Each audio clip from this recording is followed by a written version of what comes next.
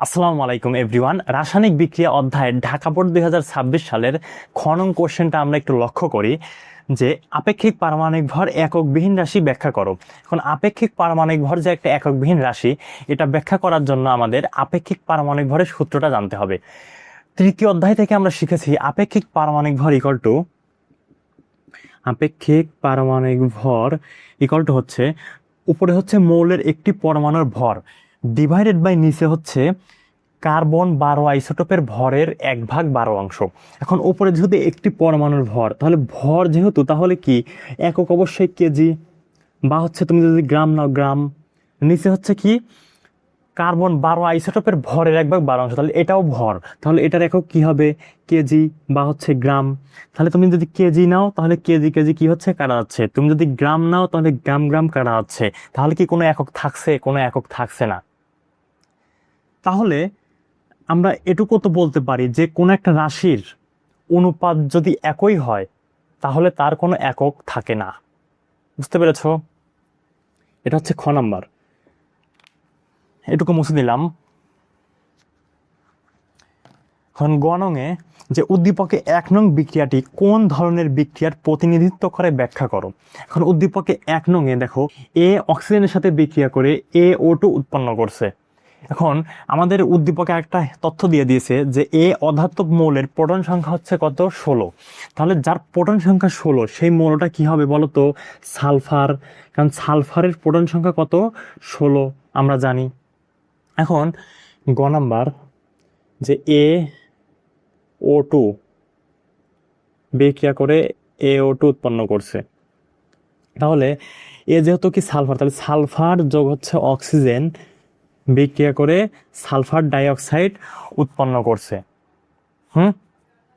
এখন তোমাদের বইতে বিভিন্ন ধরনের বিক্রিয়া দেওয়া আছে, তাহলে এটা কোন ধরনের বিক্রিয়া, অর্থাৎ এই বিক্রিয়াটি কোন কোন ধরনের বিক্রিয়ার প্রতিনিধিত্ব করে এটা আমাদের ব্যাখ্যা করতে হবে। দেখো 1 নম্বরে দেই, এটা হচ্ছে জারণ বিজারণ বিক্রিয়া। জারণ বিজারণ বিক্রিয়া, জারণ বিজারণ বিক্রিয়া। এখন এই বিক্রিয়াটি দেখো জারণ সংখ্যার হ্রাস এবং হচ্ছে বৃদ্ধি ঘটছে। তাহলে জারণ সংখ্যার যদি হ্রাস বা বৃদ্ধি ঘটে তাহলে কি ঘটে? এখানে জারণ বিজারণ বিক্রিয়া ঘটে। দেখো এখানে সালফার যোগ হচ্ছে অক্সিজেন, এ পাশে কি সালফার ডাইঅক্সাইড। তাহলে এটাকে দেখো সালফারের জারণ সংখ্যা কত? 0। অক্সিজেনের জারণ সংখ্যা কত হবে? 0, কারণ একক পরমাণু দ্বারা গঠিত অণু। আর এখানে দেখো অক্সিজেন কত? -2। এখানে অক্সিজেন কয়টা আছে? 2টা। তাহলে 2 দুগুণা কত হবে? 4। তাহলে দেখো -4, আর এখানে সালফার কত হবে? তাহলে +4। কিন্তু জারণ সংখ্যা সবসময় একটা পরমাণুর জন্য হিসাব করতে হয়, তাহলে এখানে কত হবে? এখানে হবে হচ্ছে -2। এখন দেখো এখানে সালফার এখানে কি হয়েছে? এখানে জারণ বৃদ্ধি পাইছে, 0 থেকে +4 হয়েছে। তার মানে এখানে কি ঘটছে? জারণ ঘটছে, এখানে জারণ ঘটছে। তারপরে দেখো অক্সিজেনের ক্ষেত্রে কি হয়েছে? অক্সিজেন দেখো, অক্সিজেনের ক্ষেত্রে কি করছে? অক্সিজেন ছিল হচ্ছে 0টি, হয়ে গেছে কত? তার -2। তার মানে অক্সিজেনের জারণ মান কি হ্রাস পেয়েছে। তাহলে জারণ মান যদি হ্রাস পায় সেটা কি ঘটে? বিজারণ ঘটে। তার মানে কি আমরা বুঝতে পারলাম যে একটা হচ্ছে জারণ বিজারণ বিক্রিয়া, কারণ যেখানে জারণ ঘটছে এবং এখানেই কি বিজারণ ঘটছে। বুঝতে পেরেছো? তারপর দেখো তবে 2 নম্বরে আছে হচ্ছে সংযোজন বিক্রিয়া।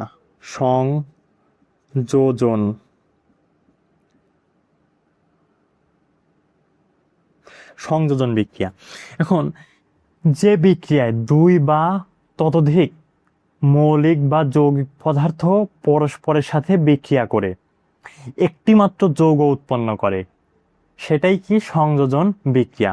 তার মানে কি তোমার 2 বা ততোধিক মৌলিক বা যৌগিক পদার্থ, এখন ধরো এই বিক্রিয়ায় এখানে বিক্রিয়ক হিসেবে কি কয়টা থাকবে? 2 বা 2 এর অধিক, অর্থাৎ 2টা 3টা 4টা, যে কয়টাই বিক্রিয়ক থাকুক উৎপাদে কি হবে? একটা মাত্র উৎপাদ উৎপন্ন হবে। বুঝতে পেরেছো?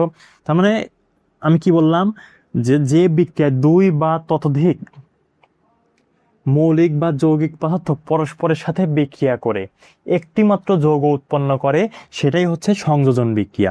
এখন এখানে দেখো যে সালফার এবং হচ্ছে অক্সিজেন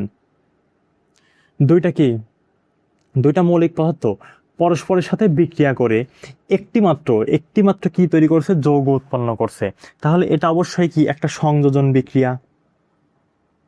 বুঝতে পেরেছো?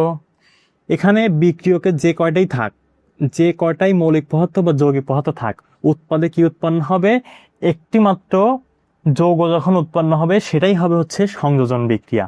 তাহলে এটা একটা সংযোজন বিক্রিয়া। তারপরে আছে হচ্ছে 3 নম্বরে সংশ্লেষণ বিক্রিয়া। সংশ্লেষণ বিক্রিয়া। এখন সংশ্লেষণ বিক্রিয়া হওয়ার জন্য প্রথমে আমাদের সংযোজন বিক্রিয়া হতে হবে।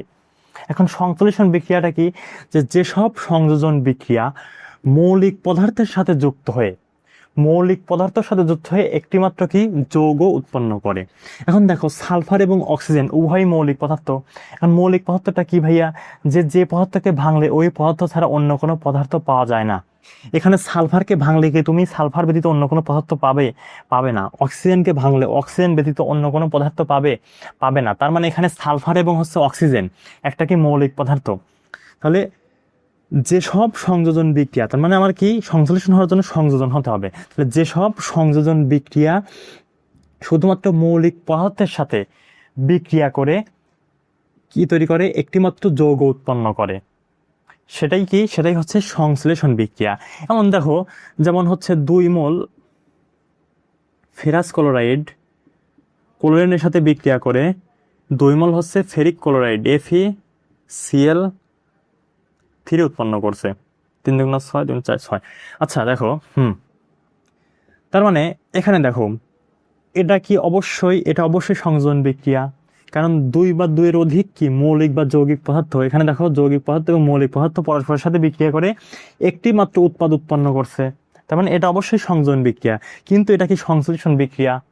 এটা কিন্তু সংশ্লেষণ বিক্রিয়া নয়। কারণ সংশ্লেষণ বিক্রিয়া হওয়ার জন্য আমাদের শর্ত কি ছিল, যে শুধুমাত্র মৌলিক পদার্থ পরস্পরের সাথে বিক্রিয়া করে একটা উৎপাদ উৎপন্ন করবে। দেখো এখানে কি মৌলিক পদার্থ শুধু বিক্রিয়া করছে না, এটা যৌগিক পদার্থ, এটা মৌলিক পদার্থ। তার মানে এটা কি সংশ্লেষণ বিক্রিয়া নয়, কিন্তু এটা সংযোজন বিক্রিয়া। তাহলে এটা অবশ্যই কি একটা সংশ্লেষণ বিক্রিয়ার মধ্যে পড়ছে, যেহেতু সালফার এবং অক্সিজেন হচ্ছে একটা মৌলিক পদার্থ। বুঝতে পেরেছো? আশা করি বুঝতে পেরেছো। তাহলে এখানে কি লিখবা, যে সালফার এবং হচ্ছে অক্সিজেন যেহেতু দুইটা মৌলিক পদার্থ পরস্পরের সাথে বিক্রিয়া করে একটি সালফার ডাই অক্সাইড উৎপন্ন করছে 1 মোল, তার মানে এটা কি একটা হচ্ছে সংশ্লেষণ বিক্রিয়া। তারপরে আরেকটা হবে হচ্ছে 4 নম্বর হচ্ছে দহন বিক্রিয়া।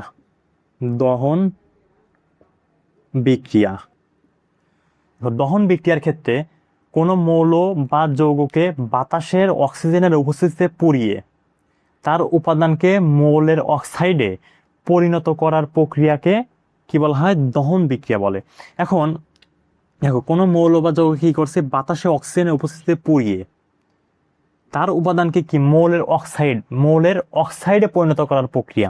এখন দেখো এখানে সালফার এবং হচ্ছে অক্সিজেন, এখানে সালফার কি অক্সিজেনের সাথে কি হচ্ছে, বাতাসে অক্সিজেনের সাথে পুড়িয়ে কি উৎপন্ন করছে, মানে সালফার ডাই অক্সাইড অর্থাৎ মৌলের অক্সাইড উৎপন্ন করছে, মৌলের অক্সাইড। তারপরে যেমন সালফার ডাই অক্সাইড আছে, আবার carbon die oxide CO2 carbon die oxide আছে, কার্বন অক্সিজেনের সাথে পুড়িয়ে আমাদের কি হয়েছে, কার্বন ডাই অক্সাইড উৎপন্ন হয়েছে। তারপরে হচ্ছে ধরো ম্যাগনেসিয়াম অক্সাইড, অর্থাৎ মৌলের অক্সাইডে উৎপন্ন করার প্রক্রিয়াকে কি বলা হয়, দহন বিক্রিয়া বলা হয়। তাহলে এখানে সালফার অক্সিজেনের সাথে কি বিক্রিয়া করছে, অর্থাৎ বিক্রিয়া করে কি সালফার ডাই অক্সাইড অর্থাৎ মৌলের অক্সাইডে কি উৎপন্ন হয়েছে। তার মানে এটা কি একটা দহন বিক্রিয়ার মধ্যে পড়ছে। বুঝতে পেরেছো? তার মানে এটা হচ্ছে, দেখো আমাদের যে বিক্রিয়াটা দিছে এটা মূলত 4 ধরনের বিক্রিয়ার প্রতিনিধিত্ব করে। ক্লিয়ার? আশা করি এতটুকু সুন্দর মতো বুঝতে পেরেছো। এখন আমরা আসবো হচ্ছে ঘনঙে। এটুকু হচ্ছে আমরা একটু মুছে দিলাম।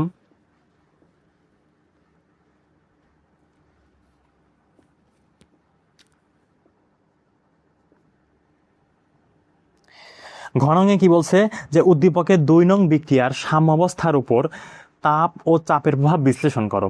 এখন উদ্দীপকের 2 নং বিক্রিয়া দেখো, উদ্দীপকের 2 নং বিক্রিয়া কি কি আছে, 2 মোল AO2 গ্যাস যোগ হচ্ছে 1 মোল অক্সিজেন এ পাশে বিক্রিয়া করে 2 মোল AO3 উৎপন্ন করছে। যেহেতু আমাদের একই সালফার, একটু আগে আমরা দেখছি, মানে এর প্রোটন সংখ্যা কত, 16 দেওয়া আছে, তার মানে এটা সালফার। তাহলে কি হবে, 2 মোল সালফার ডাইঅক্সাইড অক্সিজেনের সাথে বিক্রিয়া করে 2 মোল কি উৎপন্ন করবে, সালফার SO3 সালফার ট্রাইঅক্সাইড উৎপন্ন করবে। এখানে আমাদের ΔH এর মান হচ্ছে -197 কিলো জুল। এখন এই বিক্রিয়াটিতে তাপ এবং হচ্ছে চাপের প্রভাব যেহেতু বিশ্লেষণ করতে বলছে, তাহলে হাতেলিয়ার নতুন নীতি অনুযায়ী আমরা তাপের প্রভাব বিশ্লেষণ করব। এখানে আমরা জানি যে ΔH এর মান যদি ঋণাত্মক থাকে, ঋণাত্মক কোনো মান থাকলে সেটা কি হয়, সেটা হচ্ছে তাপ উৎপাদী বিক্রিয়া। তাপ উৎপাদী, যেহেতু এটা ΔH এর মান হচ্ছে ঋণাত্মক আছে, তার মানে একটা তাপ উৎপাদী বিক্রিয়া। আর আমরা জানি যে তাপ উৎপাদী বিক্রিয়ায় তুমি যদি সাম্যাবস্থায় তাপমাত্রা বাড়ালে বিক্রিয়াটি কি হবে, প্লাস প্লাস প্লাস হয়ে যাবে মাইনাস। এটা আমরা বোঝার সাথে এই সাইনগুলো দিয়েছি আমি, তোমরা যদি বুঝতে পারো যে তাপ উৎপাদী বিক্রিয়ায় সাম্যাবস্থায় তাপমাত্রা একবার বৃদ্ধি করব, বৃদ্ধি করলে বিক্রিয়া কি হবে, মাইনাস, তার মানে কি পেছন দিকে অগ্রসর হবে বা পশ্চাৎ দিকে অগ্রসর হবে, পেছন দিকে বা কি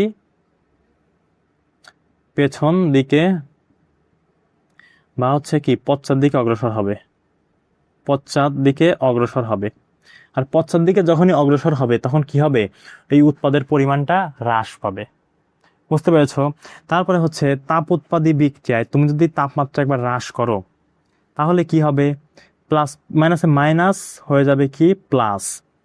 তার মানে তাপ উৎপাদী বিক্রিয়ায় সাম্যাবস্থায় তাপমাত্রা হ্রাস করলে বিক্রিয়া সামনের দিকে অগ্রসর হবে। বিক্রিয়া কোন দিকে, এই সামনের দিকে অগ্রসর হবে, সামনের দিকে অগ্রসর হবে। এটা যে একটা তাপ উৎপাদী বিক্রিয়া, মানে এই বিক্রিয়ায় তুমি কি করছো, তাপমাত্রাকে তুমি হ্রাস করছো, তখন কি হচ্ছে, বিক্রিয়াটা সামনের দিকে অগ্রসর হচ্ছে। আর সামনের দিকে যখনই অগ্রসর হচ্ছে তখন কি সালফার ট্রাইঅক্সাইড এর পরিমাণটা বৃদ্ধি পাচ্ছে, অর্থাৎ উৎপাদের পরিমাণটি বৃদ্ধি পাচ্ছে সামনের দিকে,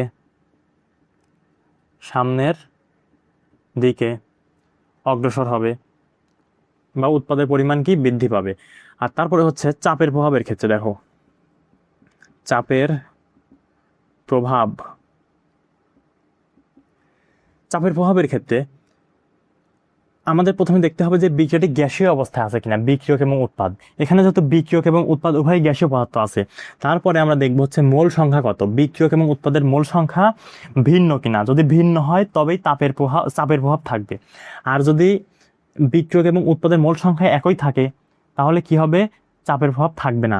এখানে দেখো বিক্রিয়কে মোট কত মোল আছে, 2 মোল আর হচ্ছে 1 মোল, মোট কত মোল, 3 মোল, 3 মোল। উৎপাদে দেখো, উৎপাদে কত মোল আছে, উৎপাদে আছে হচ্ছে 2 মোল, 2 মোল। তাহলে আমরা জানি লাসাতিলা নীতি অনুযায়ী যে কোনো একটা বিক্রিয়া সাম্যাবস্থায় তুমি যদি চাপ বৃদ্ধি করো, কোনো একটা বিক্রিয়া সাম্যাবস্থায় চাপ বৃদ্ধি করলে কি হবে, বিক্রিয়াটি সবসময় বেশি মোল থেকে কম মোলের দিকে অগ্রসর হবে। অর্থাৎ এই বিক্রিয়ায় তুমি যদি চাপ বৃদ্ধি করো তাহলে বিক্রিয়াটি কি বেশি মোল থেকে কম মোল, অর্থাৎ 3 মোল থেকে 2 মোল, অর্থাৎ বিক্রিয়ক থেকে উৎপাদের দিকে যাবে, অর্থাৎ বেশি মোল থেকে কম মোলের দিকে যাবে। তখন কি হবে, আমাদের এই উৎপাদের পরিমাণটি বৃদ্ধি পাবে, কারণ বিক্রিয়াটি কোন দিক থেকে কোন দিকে যাচ্ছে, বাম থেকে ডান দিকে যাচ্ছে। তখন আমাদের কি হচ্ছে, এই উৎপাদের পরিমাণটা আমাদের বৃদ্ধি পাবে, অর্থাৎ সালফার ট্রাইঅক্সাইড বৃদ্ধি পাবে।